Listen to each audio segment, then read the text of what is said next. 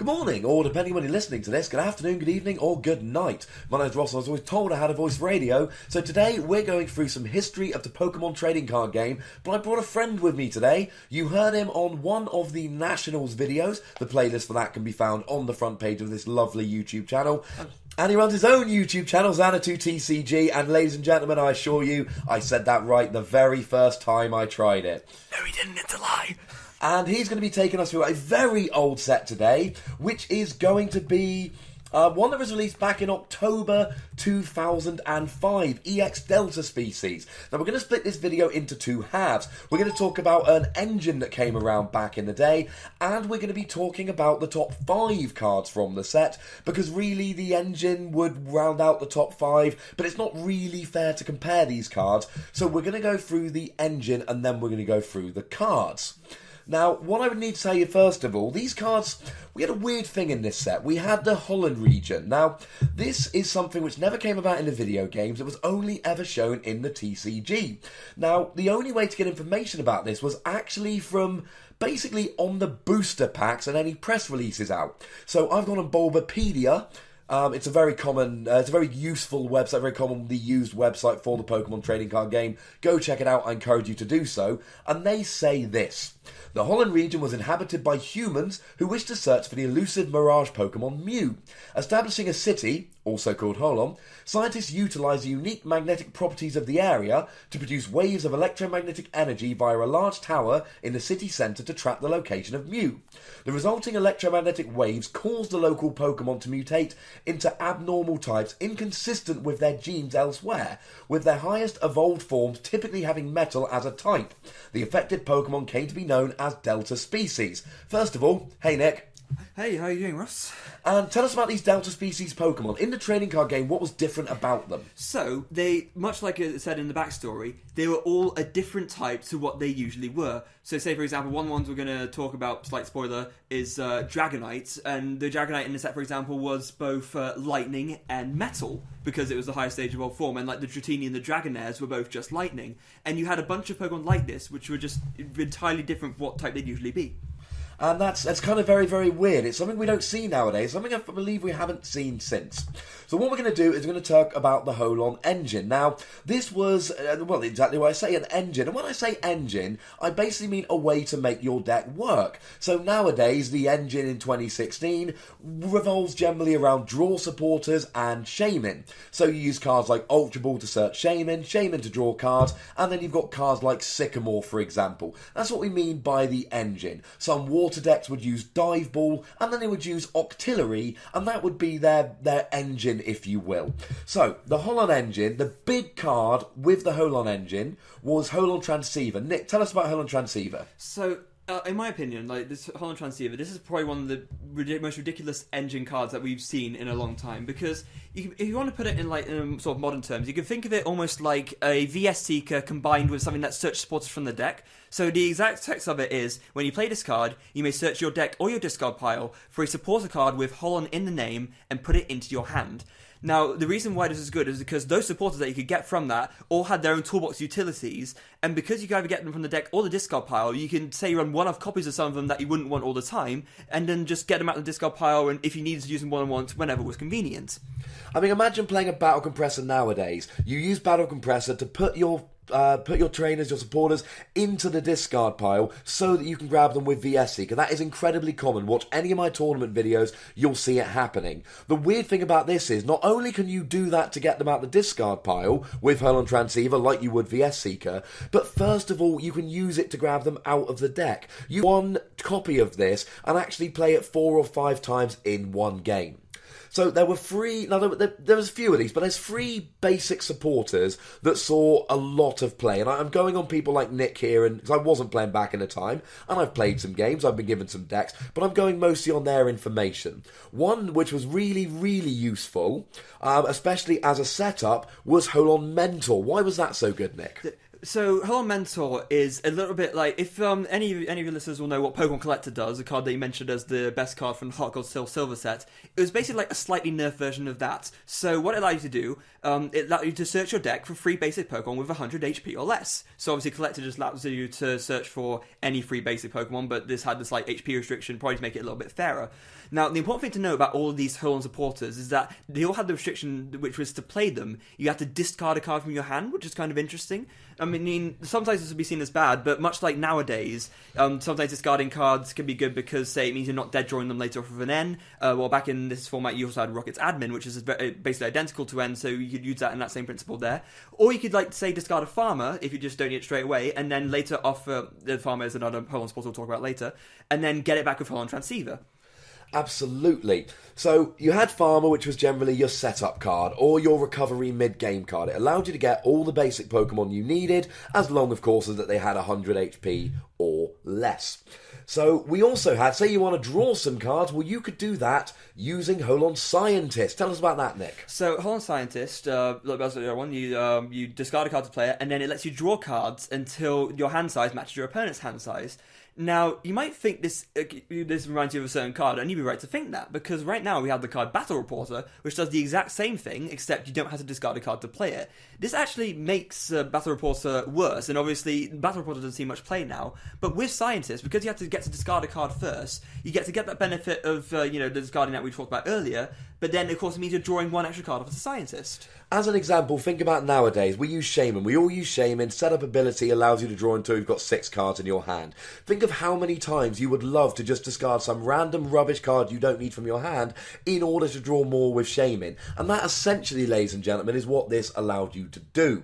Now, the other big supporter here was Holon Farmer. And we've already seen about the setup. We've seen about the drawing. Holon Farmer really rounded out the top 3 because this allowed some form of recovery. Yeah, so what this did is, again, like all of these, it seems like all these got sort of spiritual reprints in some shape or form later. This is very similar to the supporter from the Heart Gold Soul Silver era Flower Shop Lady. It allowed you to pick free Pokemon of any kind and free basic energy from your discard, and then you allowed you to shuffle them back into the deck. So it allowed you to get all that sort of recovery option, and because you're recovering so much, it means that you just have the resources to carry on, not burn out like in the early game. Now, there were a couple others which saw a little bit of play. I mean, really, you can see there, you've got Farmer, which allows you to really good recovery. Mentor is so good for getting Pokemon out early. And you've got Scientist, which is really quite good for draw. Now, we also had Lass, that allowed you to get some energy from the deck, which saw a little bit of play, but not quite so much. And we had Researcher as well, which allowed you to get Metal Energy or Delta Pokemon. And we're going to talk about some Delta Pokemon later on. Now, I'm not saying that these supporters weren't played or that they were terrible. I am saying we're trying to get through the Holon Energy and the top 5 without making the world's longest video. You can see scans of these cards on the screen at the moment. Feel free to pause it and have a quick look. We're talking about the top 3. Now, there were other cards with the Holon engine. Now, these weren't so much Holon engine cards. When we talk about the engine, we talk about the interplay between the cards, allowing you to set up. But I think it's worth mentioning just a couple of other Holon cards which saw a little bit of play, which allowed us to to run the deck in the way we wanted. So there was one particularly good stadium that bore the Holon name. Tell us about that one, Nick. So this one is called Holon Ruins, and what this allows you to do is, if you have a Delta Pokemon in play, either player could do this if they had Delta Pokemon out. You could draw a card and then discard a card. So it's like a little bit of extra retreating draw. And so, like something like this coming out now will probably be seen as not that great. But something you have to bear in mind about the format that this was in, everything was slower. Even something like, it wasn't in this set, but later the Holland got an extra card called Adventure, which allowed you to discard a card from your hand and draw free. Drawing free cards in this format is really good. It's actually enough, because everything is slower, to just get you set up to the places you need. And so that extra little just like draw one and then discard one from Holon Ruins can also just help you just get set up and get everything you want, how you just want it to be. I mean, imagine a format where Cherin, when you have to discard a card, and I'm going to say Cherin, because I don't know why Cherin got so few reprints, and Tiano gets reprinted in every set. I don't know what Tiano has that Cherin doesn't. I think Cherin is criminally underused in the Pokemon trading card game. It doesn't seem fair. Imagine a format where Cherin after discarding a card is good. In that format, being able to draw a card and discard a card is really quite good. And think about the way it goes round. You may not want to discard a card in your hand, so you draw a card, and it may well be that then the most useless card in your hand is the one you've drawn. Well, that's okay. It stops you. Now, if you draw a card and then discard it, it means you haven't got too much benefit. But that is an awful lot better than drawing a bad card after discarding a good card from your hand. So the way round it went was actually pretty useful. Now, as well as this, we had some Holon energies. Now, I'm not going to go into great detail about these Holon energies. Right now, boom, look what happened. You can see all three of these on the screen. And essentially what they did, they were a special energy, but when you had these and another type of energy attached to the Pokemon, you got certain benefits. So one was fighting and fire, one was water and psychic, and one was grass and lightning. So depending on what typing you were playing, you would put one of these Holon energy and a fighting, and it would do certain things. So just run us through one of these energy, Nick. Okay, so I think the one that's probably best to talk about is the firefighting one, because this the one that I think saw the most play over the course of the Holon Energy's lifetime. So the firefighting one, if you have the Holon FF and a basic fire attached, it got rid of that Pokemon's weakness, which is obviously, it can be very, very good because some decks are very susceptible to weakness, and so that can be a great benefit towards that. And the other cool effect was if you had a fighting attached instead, that Pokemon that attacked would punch through any resistance that an opponent's Pokemon had. Now, something else to remember is that back then, resistance wasn't minus 20, it was minus 30, and because everything in general had less power, because there was less of a power creep, that was actually a really big deal. So being able to punch through resistance like that could be, more often than not than it does now, be the difference between KOing and not KOing. Absolutely. I mean, to take one little example, Pidgeot was a very big card back then. It allowed you to search your deck for any one card. And Lunatone was a popular attacker back then. There was a Solrock Lunatone deck that was pretty good. So if you're a Lunatone and you're hitting 100 HP Pidgeot, you are, if you're lucky, doing 60 damage per turn. 20 damage plus 10 for each Solrock. So if you've got 4 Solrock on the bench, you're doing 60 damage. And that's the best case scenario. If you've got 2 energy and 4 Solrock, you're doing 60 damage. Now, given this was a good deck, I'm hoping that demonstrates how much slower the deck was. So if you've got minus 30 resistance against that, you can see straight away how taking away that resistance would have a huge, huge impact on that game. It turns a 4-hit KO into a 2-hit KO. Absolutely, and this is exactly the key thing, because Pidgeot was basically played, as long as it was around, Pidgeot was just almost always played. So hopefully that gives you a little bit of information about this Holon engine. Now, for those of you that weren't playing back then, some of this is going to sound weird. Looking at these supporters, you know, a battle reporter, a Cherin that makes you discard a card, a flower shop lady. These cards don't sound like really, really good cards. But the thing you've got to remember, ladies and gentlemen, is firstly, we're in a different format back then. And secondly, it's the interplay between them. It's the fact that these, you know, really between farmer, mentor and scientist, you've almost got essentially everything you need, and Holland Transceiver allows you to get them from the deck or from the discard pile. And I think Nick was looking, you were looking a little while ago at the world's winning list back from 2007. What did you find? If you look at the 2007 printed Worlds decks, every single one was running a Holon engine. And that's essentially how big it was. It's not fair, really, to put these cards into a top 10 list, because it's not like, I mean, go back to my Heart Gold Soul Silver video. Pokemon Collector's a one-off card, it's the best card in the set, jobs are good and move on, live your life, enjoy yourselves.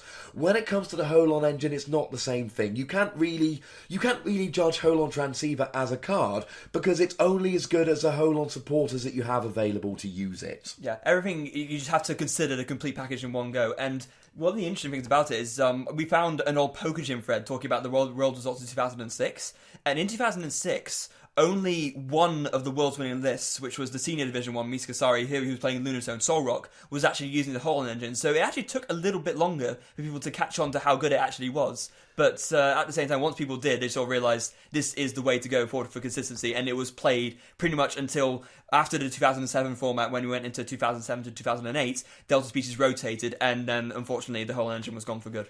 Absolutely. And you've got to remember, ladies and gentlemen, another important piece of context. Back in 2006, 2007, the internet and the Pokemon websites were not as prevalent. This was in the dark times before PTCG Radio.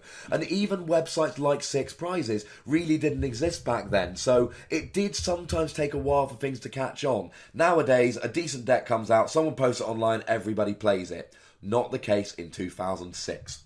So now it's time to look at the top 4 cards, and the trainers in this card, we've talked about the Holland engine. What we're going to do now is we're going to look at the top 5 Pokemon, and coming in at number 5, we've got Mewtwo Delta. What type was Mewtwo Delta? Mewtwo was Metal Fire, which is kind of interesting, but that's not necessarily why you'd actually play it. Now, in what seems to be a recurring theme in this top 5 / Holland engine discussion, Mewtwo actually has a similar ability to something that was printed later. Anyone remember the Shaman from Unleashed? It's coming in the Unleashed video. We're doing an Unleashed video soon. And ladies and gentlemen, Unleashed was a terrible, terrible set. You can see it for yourself soon. Yeah, spoiler alert. But in any case, Mewtwo has a very similar ability. So, as Poké Power, of course, as we should say back then. So when it was played down, it allowed you to move energy around the field. Now, the crazy thing about this was, I mean, I'm sure you'll talk about this in the Unleashed video, but Shaman saw a ridiculous amount of play once people cottoned on to how good it could be. Mewtwo Delta only really saw play in a couple of decks. And the reason because of this is because of cards that we'll talk about later, which were essentially Pokemon that also acted as double rainbow energies. And you could essentially power up a big finisher attacker with these just by moving various different ones of these that you've attached around the board to one big card, let's say a Rayquaza Star, picture coming right now, to do a big game finisher like that. Absolutely. Coming in at number 4, a card which I kind of wish was still playable. Now, all of you, I'm hoping, I think I've made this quite clear, my love for Mamoswine. I love me some Mamoswine. He's my favourite Pokemon. Let's not have any controversy regarding that. But back when the original games came out, in the original 151, there was no Mamoswine. And my very favourite Pokemon back then was Porygon. Nick, what could I have played back then? You could have played Porygon 2, which is, in fact, very similar to, if you know, I swear I'm saying this for every single card, but I guess it just shows how cyclical these things can be. So, as you can read it on the screen right now, Porygon 2 has a very cool ability called Backup, which lets you, when you activate this Poké Power, I keep correcting myself, it lets you draw cards until you have 6 in your hand, which is just a very, very good consistency crutch. Now, not everything played this, because some decks favour sort of other consistency engines, but, for example, Lugia Blastoise Steelix, which was a popular deck at the time, a lot of variants of that played a 1/1 of this, and because you could fit it in as a 1/9, just with a little bit of extra draw, it saw quite a bit of play, and it was only stage 1, so you didn't need to burn a rare candy or anything to get it out into play. Absolutely. Now we've got Delphox. Delphox doesn't see much play, unfortunately, and there isn't a playable Porygon or a Porygon 2 or even a Porygon Z. Although I never got on with Porygon 2, it just looked like a Porygon that had the edges rounded off. It weirded me out a little bit. Coming in at number 3, we've got a pair of Pokemon, and the reason it's a pair is because they're basically the same gosh darn thing. We got Holland's Magneton and Holland's Electrode. Okay, so these were the two I mentioned earlier about being essentially Pokemon and Double Rainbow in the same go. These are very, very strange. So the way they worked is if you had a basic energy attached, or any energy I should say, attached to one of your Pokemon, you could take that energy back and attach this instead as an energy, and it became 2 rainbows. Now, this had a whole multitude of uses. Basically, it meant that you could sort of take a whole much wider range of attackers into certain things, and it also just outright made some attackers viable when they otherwise wouldn't. So, a deck I briefly mentioned earlier, Lugia Blastoise Steelix, the Lugia and the Steelix EX both had quite costly attacks that needed various different energy types, and could be powered up through the means of Blastoise attaching water energy along with these two. So then you could do 2 fighting in 2 colours for Steelix's attack, or the fire, lightning, and water for Lugia's attack, and this was how you powered them up. Absolutely. Now, Double Rainbow Energy might be a card with which some of you are unfamiliar. It's a card for which people have been calling for a reprint for some time, and we're not going to get a reprint of it. It's too gosh darned good. Yeah. So sorry anyone who's expecting a reprint of Double Rainbow Energy. We've already had so much of a power creep, cards getting stronger over time. To have Double Rainbow Energy at this stage would be absolutely ludicrous. Now, me and Nick had a bit of an argument about numbers 1 and 2, because essentially one of them, we're looking at a pair of Pokemon, and yeah, we're cheating, but you know, it's our video, we can do what we like. One of them was a pair of Pokemon that was, for a long period of time, a very widely played deck. The other one was a deck which had more success at Worlds, but at Worlds was a bit of a rogue deck, and maybe had more people known about it it would have seen more play. So essentially we had the argument between a deck that saw a lot of play but didn't have that really high level success but was consistently a better deck for longer, or the deck which was a bit of a rogue but made a bigger splash, albeit for a shorter period of time. And quite frankly, I made a decision, and I'm not bad with myself. I'm not mad at myself, ladies and gentlemen. I'm quite okay with this. So at number 2, the deck which got second at Worlds as a little bit of a rogue, and we're not going to talk about them separately because it's not really fair to talk about them separately, ladies and gentlemen. We have got Jolteon EX, Vaporeon EX, and Flareon EX. So Nick, take us through these ones. Try and go worst to best. Worst to best, okay. So I think starting from the bottom, we'll talk about Vaporeon EX. So all these Evolution EXs, the theme with them is that they had a Poké Power that activated when they evolved from Eevee. So the Vaporeon was when you evolve it, your opponent shuffles their hand into their decks and draws 4 cards. So obviously you will be familiar with the Supported Judge, which we have in Standard now. It's a bit like that, but one-sided. So your opponent, it's only your opponent that has to shuffle in and draw 4. So this normally was only played as a 1/1 line because it could be used as a useful little bit of disruption. Just if your opponent's hand size is getting a bit too big for their boots, you can just shuffle it all away. But to use a phrase which I maybe overuse on the podcast and videos, it was not all that and a bag of potato chips. Indeed not. But it was still important to play because, like I said, sometimes you actually do need that disruption if your opponent's getting a little bit overeager with their hand size.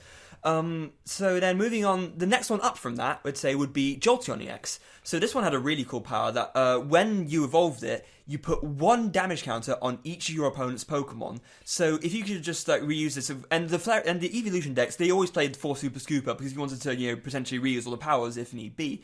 So this is think of it, like, you know how good bats are now. So you have the ability to just place 20 somewhere and 30 somewhere. You have a little bit less control over this because it just does 1 to everything. But again, because everything back then had less HP, that can be sometimes enough to push something over an edge for a KO when it otherwise would miss it. Absolutely. Remember, ladies and gentlemen, like we've said, HPs were lower, attacks were lower. So 10 damage to everything back then was a much, much bigger deal than it is right now. So that must mean, by process of elimination, that the number 1... And it shouldn't surprise you, ladies and gentlemen, if you were around at the original 151 at the beginning, it wasn't that close. The best original evolution is Flareon, so it makes sense that would be the best of these 3 EXs. Yeah, so what the Flareon does is when you evolve it, your opponent's active is Burned and Confused. Now, if you're hearing me say that, you might think, hold on, that seems like something similar we've had recently with Amoonguss, and that wasn't that playable, so what made this so good? Well, you had an Ariados, which was it was an Unseen Forces. It wasn't in this set. We'll get a picture of it up now. But this had an attack which, for a single colourless, did 10 plus 30 more for each special condition on your opponent's Pokemon. And just in terms of the way the numbers matched up, 70 for a single colourless energy with that, it's just a lot better. This deck actually did really well in some state championships and several different big events over the course of the seasons in America, and I'm sure in the UK as well. And let's not forget, ladies and gentlemen, that, burn does damage as well. So, it's not just that it's doing 70 for 1 damage. It's 70 for 1 damage, and you've got the burn there. Yeah, and also not only that, but then if you go back to its role in the Evolution deck, you can just disrupt your opponent so much and just make it so that they are put in awkward situations where they're taking an extra 20 from a burn, or say they have to flip for confusion and they get tailed, they take an extra 30. So it's just another way to just submit your opponent into not being able to attack as effectively as they might do otherwise. Sounds very, very good. So that brings us to the number 1, and it's a pair, but again, like a lot of these, it's not really fair to talk about the Evolution separately because they were played essentially as a trio. And similarly here, it's not really fair to talk about Dragonite and Metagross separately. So Nick, give us a brief rundown of what these cards did, why they were so good, why they are in fact deserving of the title Best Cards in EX Delta Species. So these 2 cards together, they were a deck. In fact, probably one of the best deck names ever conceived for a Pokemon deck, Meta Knights. Isn't that not just one of the best names you've ever heard for a deck? I mean, short answer no, but carry on. Oh, sure. Well, you suck. Anyway, so what the Dragonite did, it allowed you to... It had an ability called Delta Charge. Oh, I should probably both mention, both the Dragonite and the Metagross are both Delta. The Dragonite is Lightning Metal, and the Metagross is I believe, Metal Lightning as well. Yeah. Why not? Yeah. So then the Dragonite allowed you to attach a lightning energy from your discard pile to one of your bench Pokemon. And the Metagross had it had a really good Pokemon called Delta Control, which allowed you to look at the top 4 cards of your deck and then take one of them to your hand and put the rest at the bottom. Extra consistency, always nice. And then the attack for a Metal and a Colorless, Metal and a Lightning, Crush and Burn. 30 damage, plus 20 more for each energy you discard on your side of the field. And you can discard as many as you want. So you can see the synergy here. You attach the 2 energy you need to the Metagross, you use Delta Charge or Dragonite to attach your bench Pokemon, and then you discard them again to do more damage with Crush and Burn. And this deck saw just a lot of play. It was pretty much consistently played until these 2 cards rotated out, just because it set up really well with the Delta Control, you had built-in consistency and built-in power, and you had all this energy acceleration, and it just did a lot of damage very consistently, and that was the reason why it was so good. Superb. Now, ladies and gentlemen, here's the deal. If there is a particular Pokemon TCG set that you would like me to talk about, go and pop it down in the comments. Pretty much anything from Diamond and Pearl on, I am good. And at the moment, there's a lot of tournaments going on. There's a lot of tournament games going up, and that is very much a focus for now. But these history videos, I should say, are going to keep coming. Now, we've already done Heart Gold, Soul Silver. This is, of course, EX Delta species. Unleashed is coming soon. We'll try and make that one quite short. It's still interesting. You should still watch it, but you've been warned. I didn't make that set. Don't blame me. But if there is a particular set you'd like me to talk about, chuck it down in the comments. Because here's the deal, ladies and gentlemen. Maybe it's a set pre-Diamond and Pearl. Maybe I'm not particularly big on it. But I know an awful lot of people in the Pokemon trading card game. Hello. And I am going to be able to find somebody, quite possibly Nick, who's going to be able to give me a hand with this and sort it out. I'm not doing these interviews over Skype. I'm not getting people to help me over Skype. And it's not because I hate everybody. It's because I hate Skype. I like Skype. Skype is useful. The call quality is not good enough. So, you know the deal, ladies and gentlemen. If there's anything that we've said that you disagree with, if there are cards you think we should have put in that we missed, that is what the comment section is for. Try and be nice, but stick it down in the comments. I like argument. Arguments are good. Try and refrain from name calling, though. That will make the pair of us sad. Make sure you like this video. Why have you not liked it yet? Literally, it takes a second. And of course, if you haven't subscribed to PTCG Radio, you really should have by now. And if you have, go and find a friend to subscribe. Nick, plug some stuff. Right, so I equally, if you guys would be so inclined, then you should go subscribe to Xanatu TCG. That's Xanatu TCG. It's my own YouTube channel where I talk about Pokemon. I do sometimes talk about old decks as well. I have actually, one of the first few videos I did was a deck profile of Lugia, Blastoise, Steelix, which is one of the old decks I mentioned in this little history video. And I also do videos from tournaments every now and then. I talk about deck profiles for new decks and just my general experiences. I haven't posted a whole lot recently, but I plan on fixing that soon. So if you guys would be so inclined to do the same, go over there, subscribe, like, comment on the stuff. It would be greatly appreciated. Superb. Thank you very much for that, Nick. It's a pleasure having Nick on, and hopefully this will not be the last video he does with PTCG Radio. Thank you very much for watching, ladies and gentlemen. Look after yourselves till next time. My name's Ross. My name's Nick. And you've been listening/watching to PTCG Radio.